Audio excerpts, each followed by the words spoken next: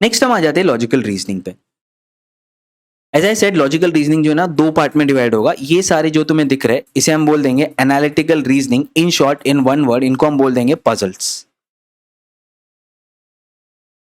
Start में बताया था ना 2 पार्ट में डिवाइड होगा, एक होगा पजल्स, दूसरा होगा critical reasoning. Critical reasoning means paragraph analysis, तो ये अलग बन जाता है, बाकी ये सब पजल्स है।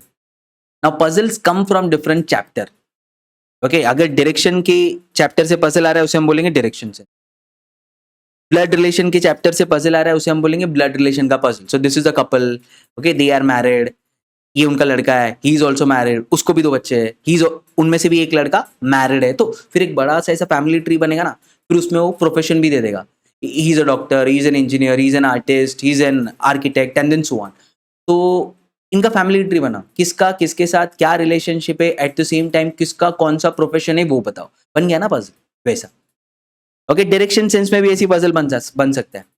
तो a person started walking, he walked in the north direction, then he took a right, then he took a left, then he took a right, then he took a left, then he took a right, then he took a left, then he moved 45 degree in the clockwise direction, then he took a left, tell me which direction is he going now।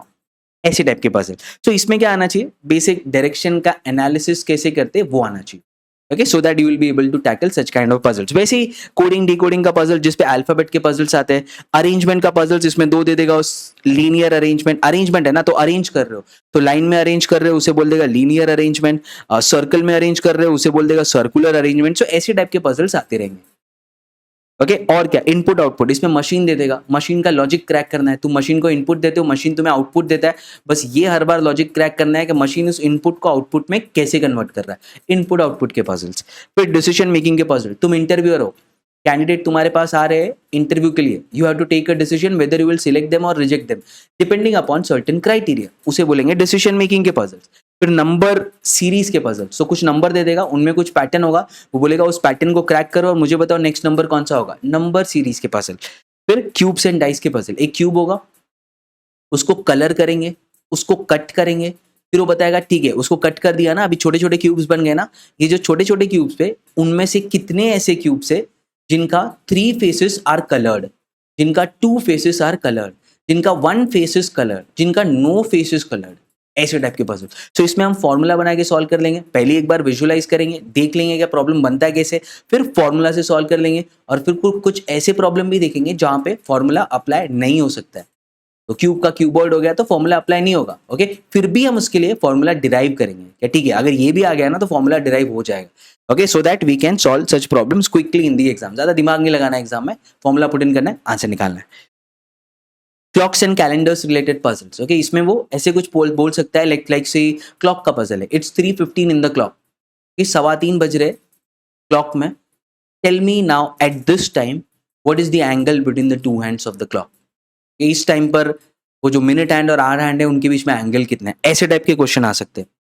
Eight the same time calendar से कैसे question आ सकते हैं, any date, any month, any century, any year, ऐसा कोई भी random date देगा, 13 अप्रैल 1667, बताओ इस दिन क्या था, 15 अगस्त 1943, बताओ इस दिन क्या था। तो any date, any month, any century, any year, find out the day on that day. तो ये ऐसे टाइप के प्रॉब्लम्स को कैसे टैकल करते, will see it in this part of puzzle.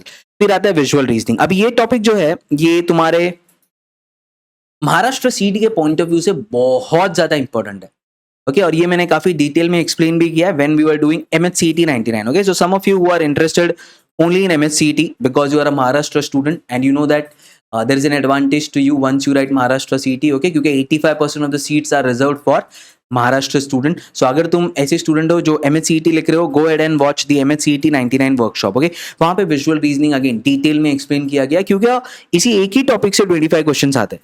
अब सोचो हमारे तो एक ही सेक्शन में 20 क्वेश्चन होते हैं, सीईटी में 200 क्वेश्चन होते हैं, उसमें से 25 क्वेश्चन ये एक ही टॉपिक से आते हैं, check it, visual reasoning. So this topic becomes very very important when it comes to Maharashtra CET, but not for CMAT at all. In fact, जब हम लास्ट 5 ईयर का एनालिसिस करेंगे, I had put this topic in red.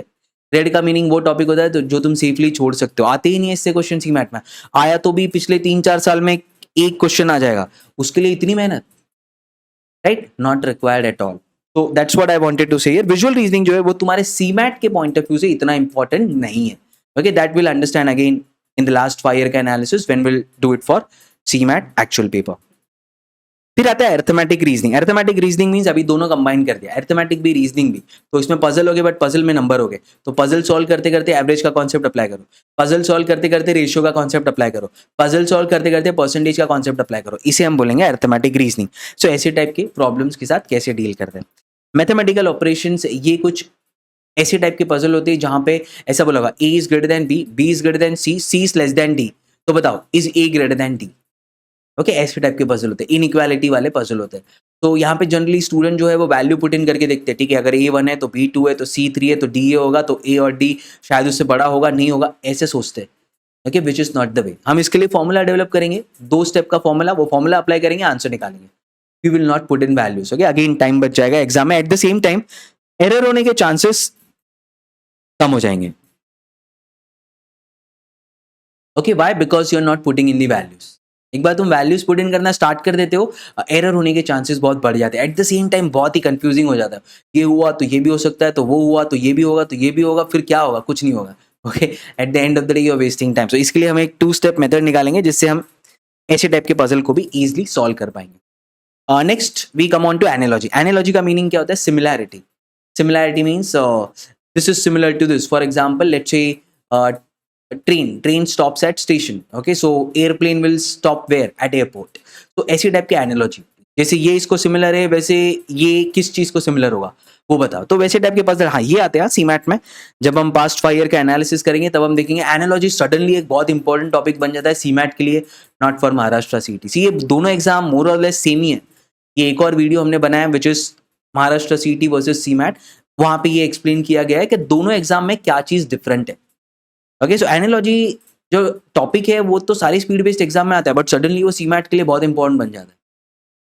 Okay, will see to it why.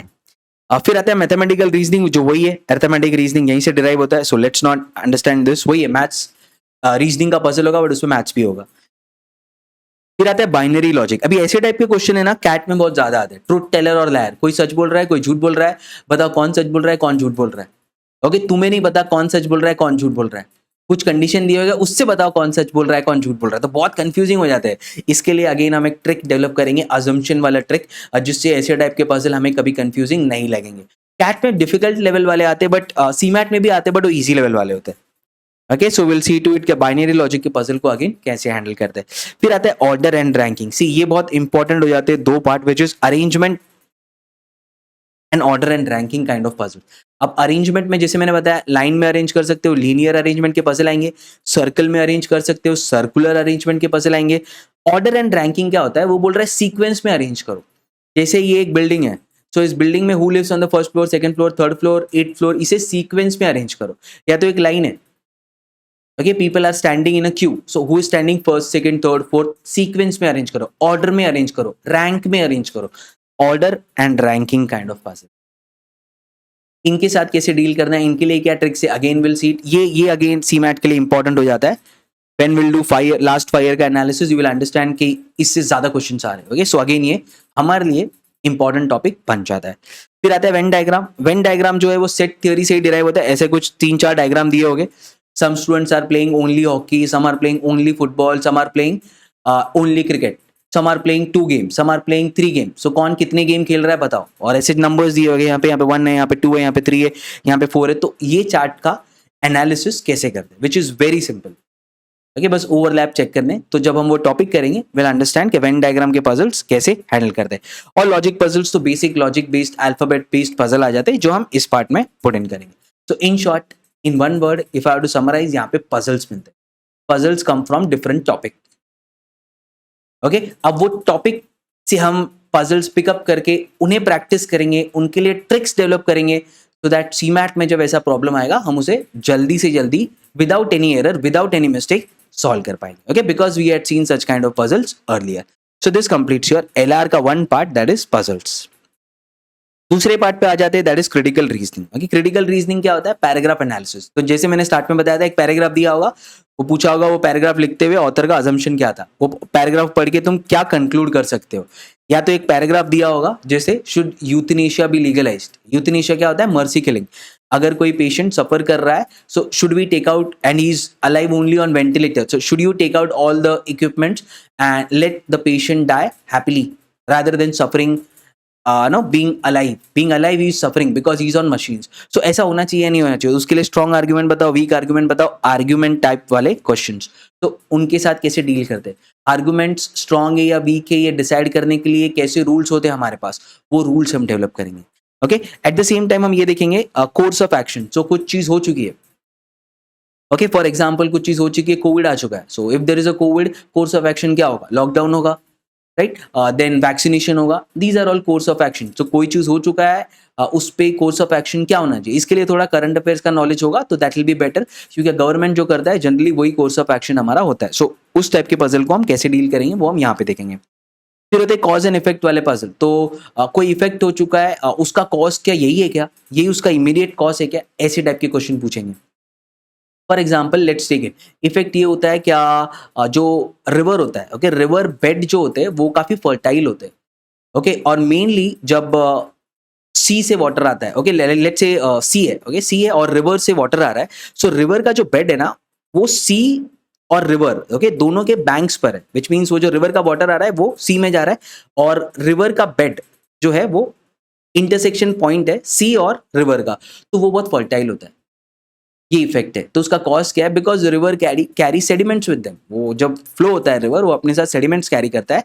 Sediments जो है वो fertile depositions होते हैं जो वो सी में जाते वक्त वहां पे गिरा देता है, तो डेल्टा बनता है. तो उसका कॉज ये है. तो वो फर्टाइल होता है, ठीक है, बट उसका कॉज क्या है? क्योंकि रिवर सेडिमेंट्स लाता है. कॉज एंड इफेक्ट, यही उसका कॉज है क्या? कुछ और कॉज है क्या? ऐसे टाइप के क्वेश्चन. ओके, सो अगेन वो टाइप के क्वेश्चन को कैसे डील करते हैं, विल सी इट. फिर आता है असर्शन एंड रीजन. वो बिल्कुल कॉज एंड इफेक्ट की तरह ही है. एक कुछ तो चीज दे दी होगी, क्या ये चीज हो रहा है, इसका रीजन यही है क्या, ऐसा पूछेगा. Okay, so how do you deal with such kind of questions as well. So this will complete your logical reasoning. Okay, so puzzles और पैराग्राफ एनालिसिस में हमारा लॉजिकल रीजनिंग हो जाएगा. ओके, तो अब तक हमें क्या क्या क्लियर है? क्यूएडीआई सेक्शन में हमारा सिलेबस क्या है, at the same time LR में हमारा सिलेबस क्या है, we are very much clear with it.